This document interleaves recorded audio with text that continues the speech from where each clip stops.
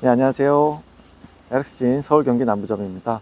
네, 오늘은 좀 밖으로 나와봤어요. 그동안 너무 사무실에서만 말씀을 드린 것 같아서 현장에 좀 나와봤는데 사실 처음에는 시공되는 모습을 보여드리는 게 어떨까 했는데 생각해보니까 너무 많은 유튜버 분들께서 보여주시는 것 같아서 저는 이제 시공하는 모습보다는 시공 전에 고객님들이 어떤 부분을 조금 보셔야 되는지 그 부분을 좀 집중해서 말씀을 드리도록 하겠습니다.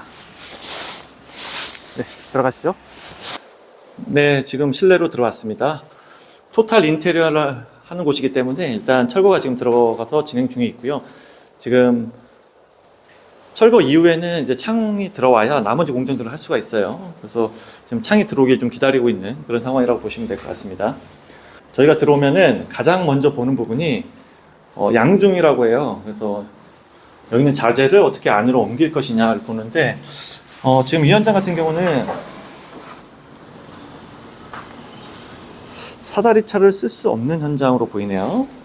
사다리차를 쓸 수 없기 때문에 이런 현장은 이 앞쪽에서 이 창의 프레임, 이거는 뭐 윈치라는 장비를 쓰거나 아니면 밧줄로 걸어서 일일이 손으로 당겨서 안으로 반입을 해야 되고요. 그 다음에 우리가 들어왔던 저 뒤쪽으로 또 사다리차를 한번 대서 창짝을 안으로 옮기는 그런 작업을 해야 됩니다. 그러다 보니까 양중비가 좀 많이 들겠죠. 앞에 윈치로 했을 때 한 20만원 정도, 뒤에 사다리차가 15만원 정도. 그래서 만약에 앞쪽에 사다리차를 댈 수 있었으면 15만원 정도면 끝날 일이 지금 35만원이 돼버리는 거죠. 그래서 사실 가끔 평형 때나 뭐 구조만 간단하게 말씀해 주시고 얼마냐라고 물어보시는 경우가 있는데 이런 부분에서 좀 어려운 거예요. 현장에 따라서 여러 가지 비용의 차이가 날 수가 있습니다. 그래서 양중을 보고 나면 그 다음은 이제 앞발코니부터 한번 살펴봅니다. 일단 하리 부분에 기둥이 세워져 있네요. 여기는 그렇게 되어 있으니까 자연스러운데 사실 저 하리 부분이 창에 들어가 있는 경우가 많아요. 요쪽 이 보 같은 걸 하리라고 하는데 저기 이제 창이 들어가 있는 거죠. 기존 창은 얇기 때문에 저 사이로 요 사이로 창이 들어가 있는 경우도 있어요. 지금은 기둥이 세워져 있는 경우인데 만약 그런 경우라면은 저희는 미리 말씀을 드리죠. 저희 창은 좀 두껍기 때문에 이렇게 기둥이 하나 들어가고 그 양옆으로 창이 들어간다는 걸 미리 말씀드리고 있고요. 지금 보시면은 창고장하고 이 창이 만나지 않아서 다행이에요. 만약에 이쪽 부분에 전체가 다 창고장이고 창이 더 안쪽에 들어가 있으면 이제 그쪽도 좀 문제가 될 수가 있죠. 철거나 시공을 할 때 그게 한 20cm 이상 떨어져 있으면 상관이 없는데 그 이하인 경우에는 새로운 창이 두껍고 또 자동 핸들이 잘 달리기 때문에 시공 자체가 안 되거나 쓰지를 못하는 경우가 있어요. 그런 경우에는 저쪽 부분에 픽스 창을 대기도 하고 고정창인 거죠. 그래서 여기까지 고정창을 뽑아주고 그 다음부터 창을 하기도 하고 장을 다 철거하고 창 시공이 끝난 다음에 다시 장을 설치하는 경우도 있습니다. 그리고 이제 요 밑에 부분을 보시면은 지금 이 벽과 바닥, 이 창 사이에 지금 조그만 쪽 타일 같은 것들이 쭉 들어가 있죠.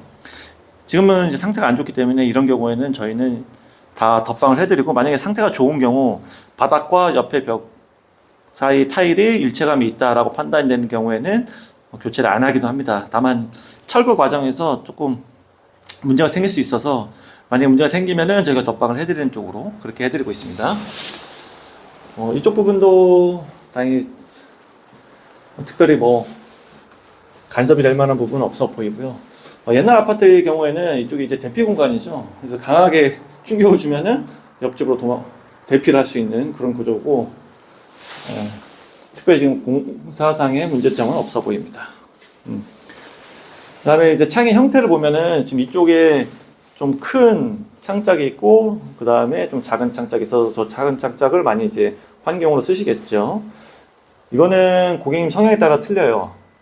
고객님들이 원하시는 대로 두 쪽으로 할 거냐, 세 쪽으로 할 거냐, 다 선택이 가능하시고요. 무조건 세 쪽으로 한다고 좋은 건 아닙니다. 왜냐면, 이쪽에 만약에 기둥 같은 게 창짝이 들어와 버리면은 이 뷰를 해칠 수가 있거든요. 그래서 뷰가 좀 좋거나 좀 답답한 거 싫어하시는 분들은 두 쪽, 좀 사용성 위주로 좀 편리하게 쓰고 싶다 하시는 분들은 세 쪽을 많이 선택하는 경향이 있으십니다. 지금 유리를 보시면은 약간 푸른빛이 도는데, 대부분 외부 창에는 이제 그린 컬러를 약간 넣어줘요. 지인 글라스 같은 경우에는 한 90% 정도 자외선 차단을 해주기 때문에 그린 컬러를 넣는 게 좋고요. 23mm를 보통 쓰고 있습니다. 여기 같은 경우는 고객님께서 되게 단열을 좀 중요시 하셨어요. 그래서 이제 더블 로이 유리를 원하셨고, 제가 예전에 한번 영상 찍은 것처럼 은코팅을 2번 입힌 유리를 더블 로이 유리라고 합니다. 단열성을 최대한 높인 그런 현장입니다. 그 다음에 이제 발코니 공간에서 이렇게 안방을 바라본 건데, 이렇게 안방은 이렇게 이중창으로 되어 있는 경우가 많아요. 그래서 여기도 동일하게 이제 이중창이 들어갈 거고요. 이 안방 쪽은 가장 이슈가 되는 부분이 바로 이쪽, 자세히 보시면은 이 틀이 이 시멘트 안으로 지금 파묻혀 있어요.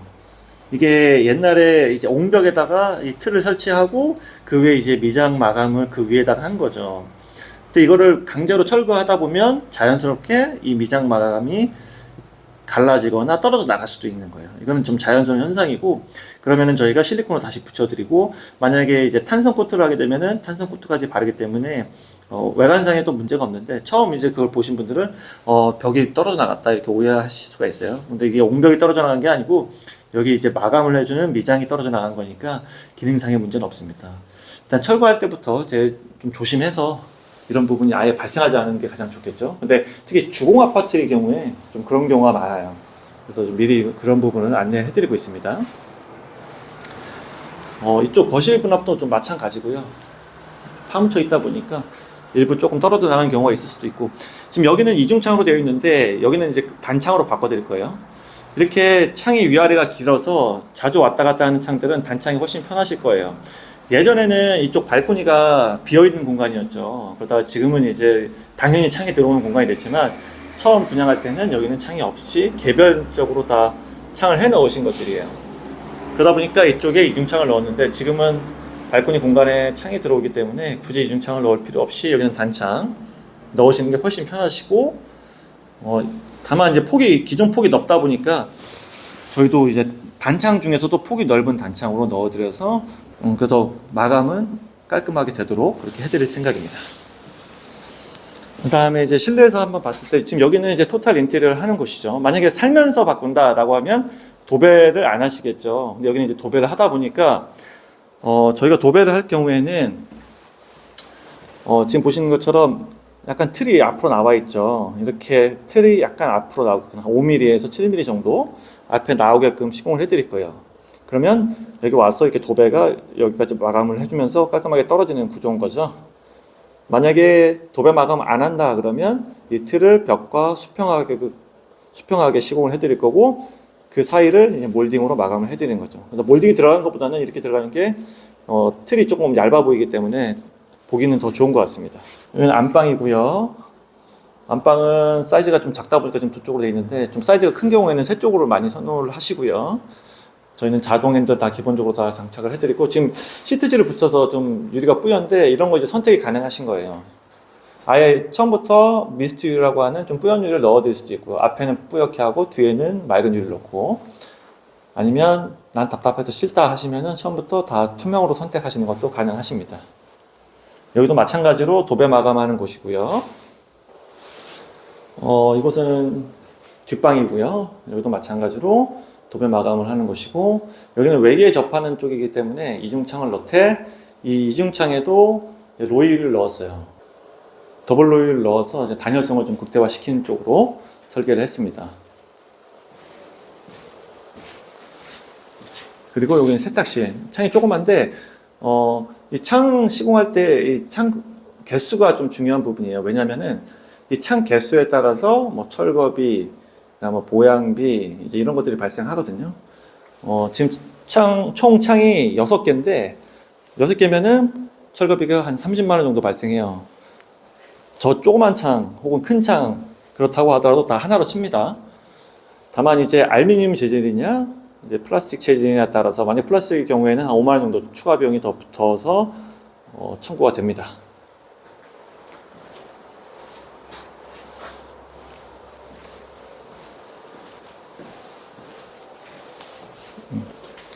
그리고 이 세탁실의 경우도 마찬가지로 지금 미스트 유리가 적용이 되어 있는데, 아무래도 이제 복도형이다 보니까 이 복도에 접하는 쪽에는 다 미스트를 놓는 게 좋겠죠.